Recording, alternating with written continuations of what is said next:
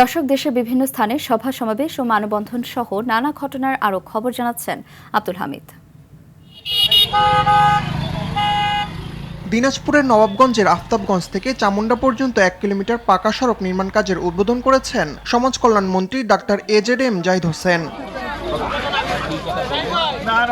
মানসম্মত শিক্ষা, উজ্জ্বল ভবিষ্যৎ এই স্লোগানে ঢাকার আটি ভাওয়াল উচ্চ মাধ্যমিক বিদ্যালয়ের মাঠে কৃতী শিক্ষার্থীদের সম্মাননা ও মেধা পুরস্কার প্রদান করেছেন ঢাকা ২ আসনের সংসদ সদস্য আমানুল্লাহ আমান।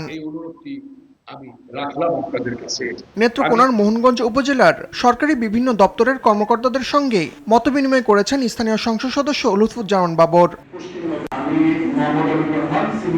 নড়াইল সদর উপজেলার ৩,৯০০ প্রান্তিক কৃষকের মাঝে কৃষি উপকরণ বিতরণ করেছেন নড়াইল ২ আসনের সংসদ সদস্য মোহাম্মদ আতাউর রহমান বাচ্চু। এদিকে জামায়াত ইসলামী নড়াইল জেলা শাখার আয়োজনে ওয়ার্ড সভাপতি ও সেক্রেটারি সম্মেলন অনুষ্ঠিত হয়েছে জেলা শিল্পকলা একাডেমি মিলনায়তনে। ব্রাহ্মণবাড়িয়ার সদর উপজেলার কৃষকদের মাঝে বিনামূল্যে সার বীজ বিতরণ করা হয়েছে। জেলা কৃষি সম্প্রসারণ অধিদপ্তর আয়োজিত অনুষ্ঠানের প্রধান অতিথি ছিলেন ব্রাহ্মণবাড়িয়া ৩ আসনের সংসদ সদস্য ইঞ্জিনিয়ার মাহবুব হোসেন শ্যামল।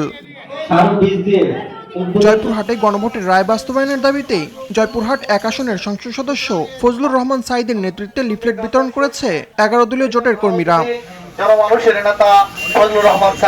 একই দাবিতে নীলফামারীতে গণসংযোগ ও লিফলেট বিতরণ করা হয়েছে।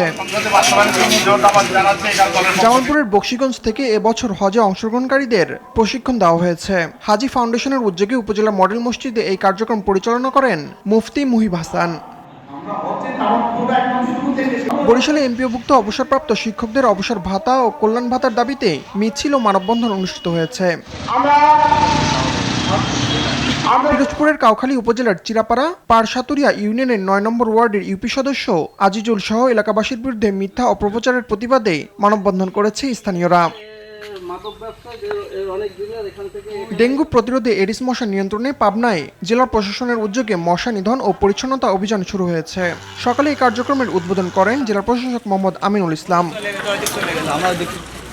সুনামগঞ্জ সদর উপজেলার গোবিন্দপুর মদনপুর গ্রামে ভেঙে যাওয়া গুজাউনি বাঁধ স্বেচ্ছাশ্রমে মেরামত করেছে স্থানীয়রা। এতে রক্ষা পায় হাওরের কয়েক হাজার হেক্টর জমির ধান। ঝালকাঠির কাঠালিয়ায় গ্রাম বাংলার ঐতিহ্যবাহী ঘোড়াদৌড় প্রতিযোগিতা অনুষ্ঠিত হয়েছে। ষোলজালিয়া ইউনিয়নের কচুয়া খন্দকার বাড়ির মাঠে আয়োজিত প্রতিযোগিতায় ১৩টি ঘোড়া অংশ নেয়। আব্দুল হামিদ, RTV।